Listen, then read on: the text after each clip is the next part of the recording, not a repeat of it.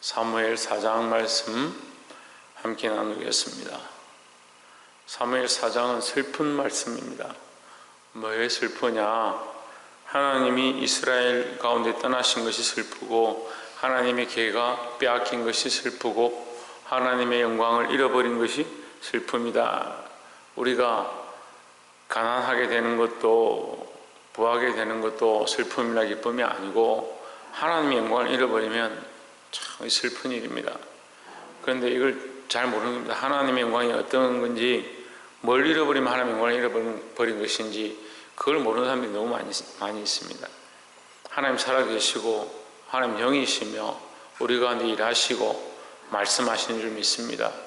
하나님의 음성에 귀를 기울이고 하나님 앞에 우리의 마음을 토하고 하나님께서 우리에게 인도하시는 그 앞에 순종하기를 주의 이름으로 축복합니다.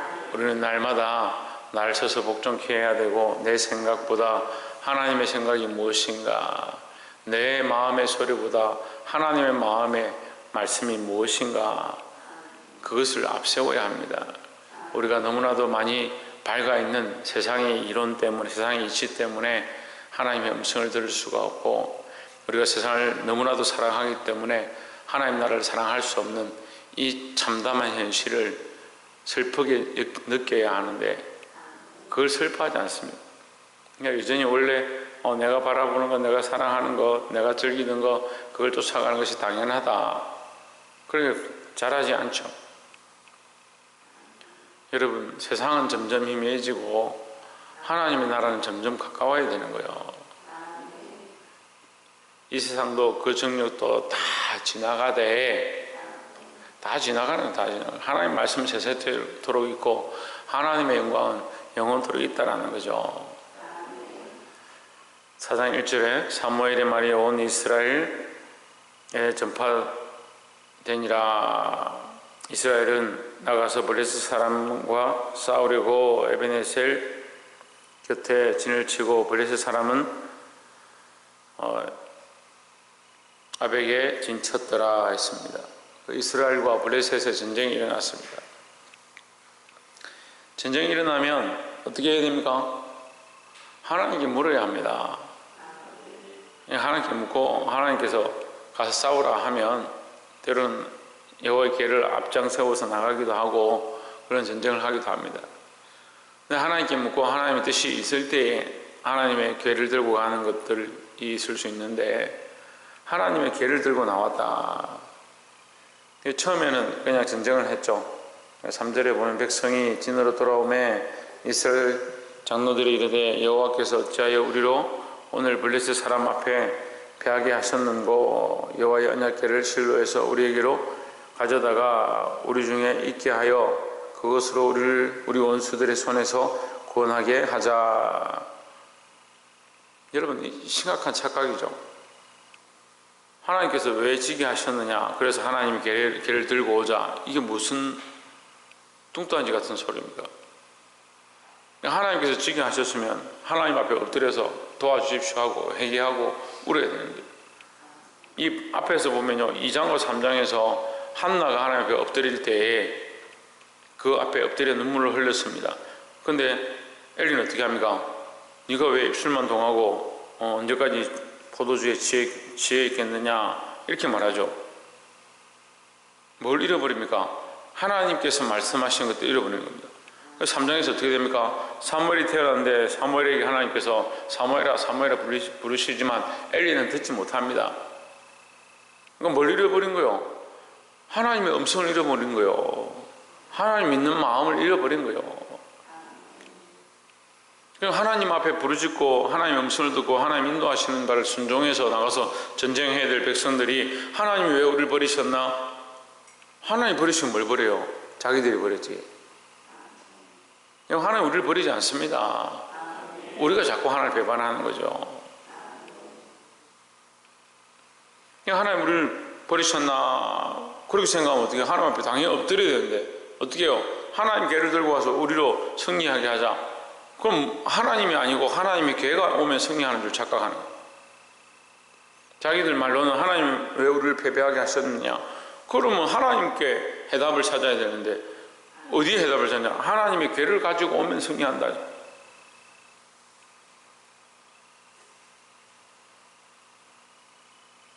이걸 신주단지라고 그러는 거예요. 신주단지. 그렇잖아요. 신주단지 똑같아요. 껍데기만 들고 오는 거죠.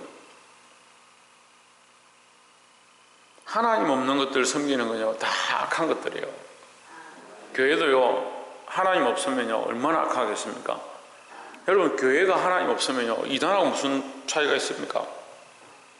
왜 이단입니까? 하나님 없으니까 이단이죠. 예수 그리스도가 없으니까 이단이죠.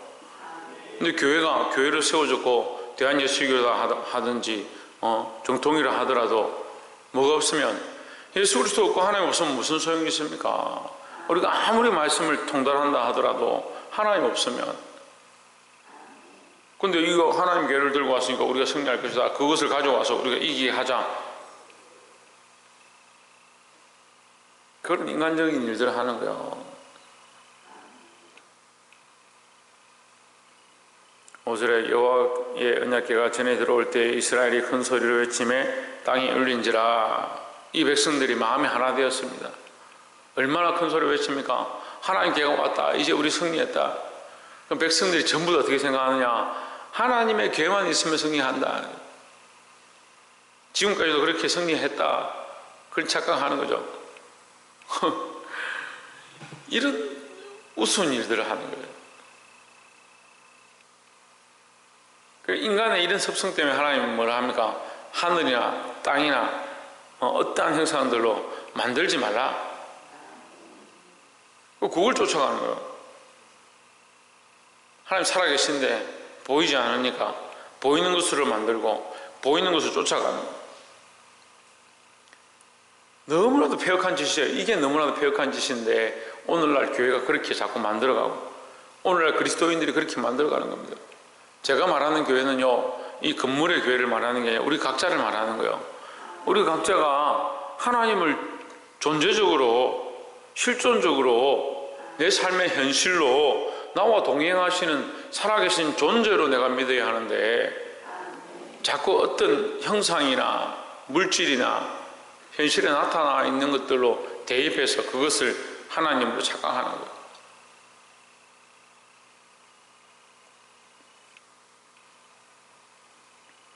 8절에 블레셋 사람이 그 외치는 소리를 듣고 이르되 히브리 진에서 큰 소리로 외치면 어찌미뇨 하다가 여호와의 궤가 진에 들어온 줄을 깨달은지라. 7절에 블레셋 사람이 두려워 이르되 신이 진에 이르렀도다 하고 또 이르되 우리에게 화로다, 전일에는 이런 일이 없었도다 했습니다. 누가 두려워하느냐? 블레셋 사람도 두려워하는 거예요. 그럼 여러분 보십시오. 블레셋 사람이나 이스라엘 사람이나 똑같다는 거예요. 똑같다는 거죠. 이게 좋은 의미가 아니에요. 믿지 않는 자들의 생각이나 믿는 자들의 생각이 똑같다. 믿는 자들이 살아계신 하나님을 알고 그 살아계신 하나님을 인격적으로 만나고 그 살아계신 하나님의 인도하심을 받아서 살아가는 게 아니고, 승리하고 살아가는 게 아니고, 믿음이라는 것, 종교라는, 신앙이라는 우상의 틀처럼 습관적으로 신앙생활을 하고, 그러니까 이 습관의 신앙의 모습이 믿는 자나 믿지 않는 자나 똑같다는 거예요. 그러니까 블레셋 사람이 두려워하는 것이나 이스라엘 백성 우리는 이겼다 생각하는 것이나, 근데 결국은 어떻게 됩니까? 다 죽고, 처음에 3,000명이 죽는데 뒤에는 30,000명이 죽고, 법궤까지 빼앗기고, 홈리와 비나와서 하나님 세우신 제사장들도 거기 죽고,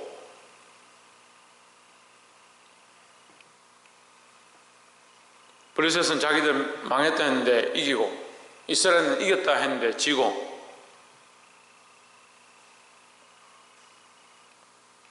여러분, 우리 가슴을 치고 통곡해야 될 일이에요. 얼마나 이게 옳고 저게 옳고, 교회가 이렇게 해야 부흥하고, 조직이 어떻고, 방법이 어떻고, 두 날개가 어떻고. 여러분, 그런 게 다 잘못됐다는 건 아닌데, 우리가 핵심은 그게 아닙니다. 핵심은 뭐요? 예수 그리스도에 오직 예수 그리스도밖에 없어요. 볼 수 있기를 주의 이름으로 축원합니다. 두 번째로 나눌 말씀은 18절에 그 사람이 엘리에게 고하되 나는 진중에서 나온 자라 내가 오늘 진중에서 도망하여 왔나이다. 엘리가 이르되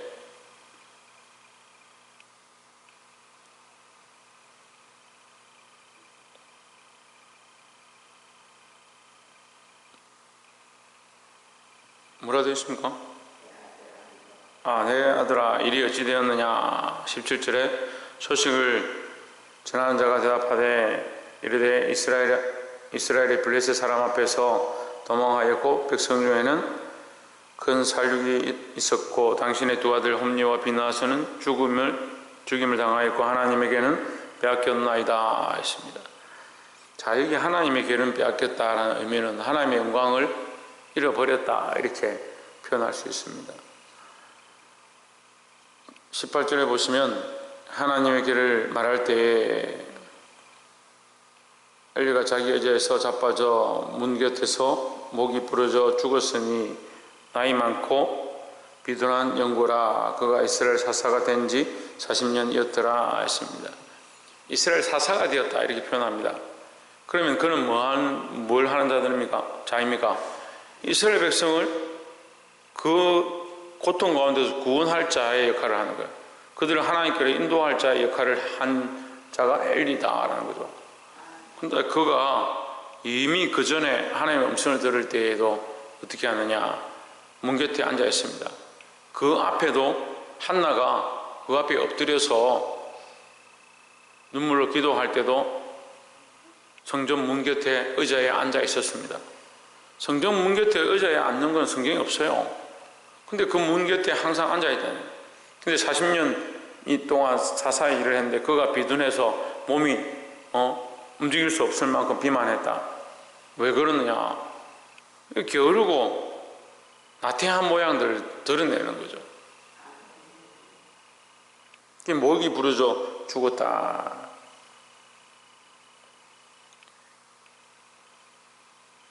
근데 이 말씀 가운데 우리가 주목해 봐야 될 것은 이 말씀은 그대로 사무엘이 예언했던 말씀입니다. 또한 하나님의 종이 지나가면서 이 엘리에게 분명하게 예언했던 부분들입니다.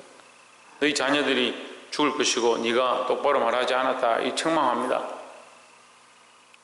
결국 누가 죽습니까? 홈리와 비나스가 죽습니다. 그리고 하나님의 기회는 빼앗겨 버립니다. 자식을 잃어버린 것뿐만 아니고 하나님과의 관계도 무너져 버렸습니다. 그가 이스라엘 백성을 인도해야 될 그 역할도 빼앗겨 버렸습니다. 결국 그도 죽임을 당했습니다. 여러분 다 잃어버린 거죠. 전에도 말씀드렸는데 건강을 잃으면 다 잃었다. 세상의 원리고 우리는 예수 그리스도를 잃으면 다 잃은 겁니다.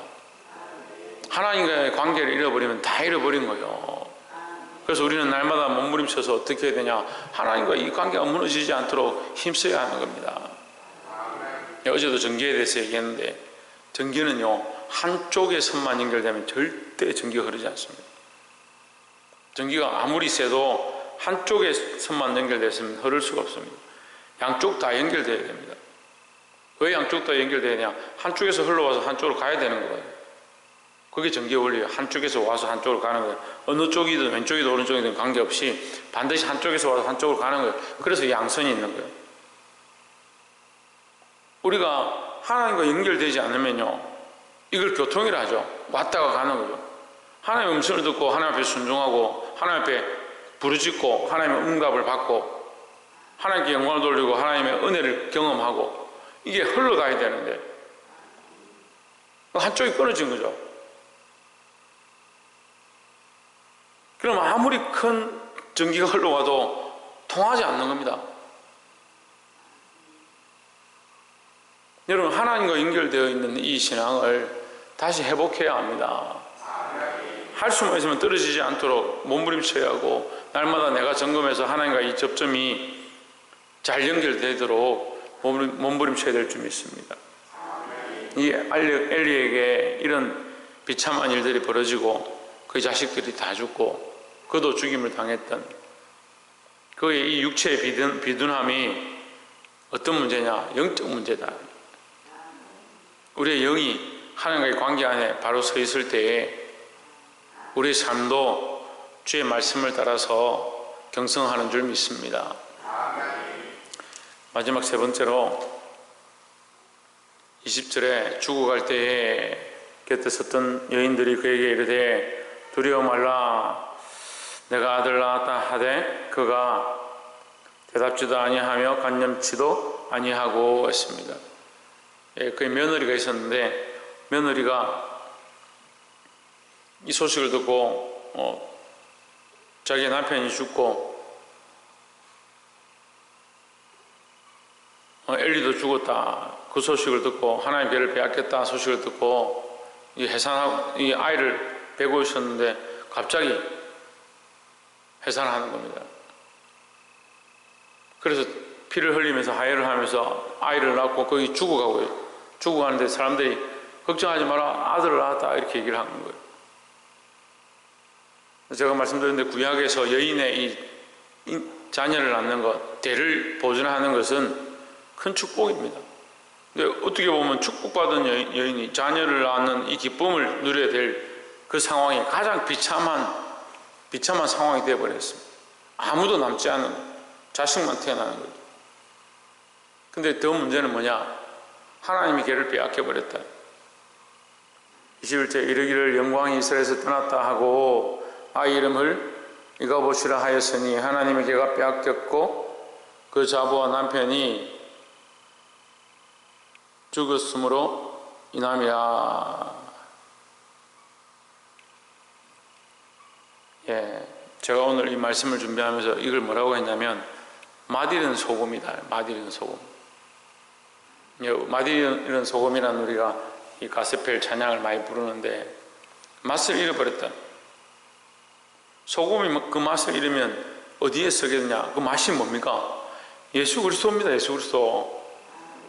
우리는 소금의 역할을 감당하기 위해서 뭔가 행위적으로 착하고 사람들이 인정해주는 선한 행실을 가지는 것, 그게 맛이 있는 소금인 줄 착각하는데 그게 아니라 하나님의 영광이 그 전에서 떠났다. 이스라엘 전에서 떠났다. 하나님의 영광 떠난 것이 맛을 잃은 거예요. 맛 잃은 소금들이 너무 많습니다. 소금은 소금이라 하는데 빛은 빛이라 하는데 세상에 빛이 되어지고 소금이 되어지는데 빛을 잃은 빛인 거예요. 등불을 밝히지 못하는 등인 거죠. 그 등이 행실을 말하는 게 아닙니다. 우리가 성경을 잘못 해석하는데 너희 착한 행실을 세상에 보여 하는데 그 착한 행실이 뭐냐? 예수 그리스도를 닮은 행실을 말하는 거예요. 예수 그리스도 없는 행실은 뭡니까? 도덕이죠. 도덕으로 구원을 얻을 수 없는 줄 우리가 그만큼 배웠는데 다시 돌아가는 거예요. 그 도덕을 하면 되는 줄 착각하는 거예요. 사람들에게 잘하면 되고 사람들이 박수 받으면 되고 그래도 저 사람 교회 다니니까 좀 낫네 그런 소리 들으면 되는 줄 착각하는 거죠. 사단은 우리를 거기에 매이게 하는 겁니다. 그래서 블레셋 진중이 떨었던 것처럼 세상 사람들도 떨고 정말 그렇구나. 세상의 논리와 세상의 이론이고 세상의 잣대입니다. 우리가 하나님과의 관계를 회복하는 것, 예수 그리스도를 잃어버리지 않고 다시 회복하는 것, 그것이 맛을 회복하는 길이다 하는 거죠. 그것이 빛을 회복하는 길이다 하는 겁니다. 여러분, 우리는 빛이 아닙니다. 참빛은 오직 예수 그리스도밖에 없습니다. 우리가 그 맛을 잃어버리고 그 빛을 잃어버리면 무엇으로 짜게 하고 무엇으로 그 빛을 내겠습니까? 다른 것으로 채울 수 없는 이 사실을 늘 기억하고 하나님의 영광 이스라엘이 떠남으로 이 비참함이 임했던 것처럼 우리가 이 하나님의 영광 예수 그리스도의 빛 되심을 다시 회복하고 그 앞에 엎드리는 자들이 되기를 주의 이름으로 축원합니다. 기도하겠습니다.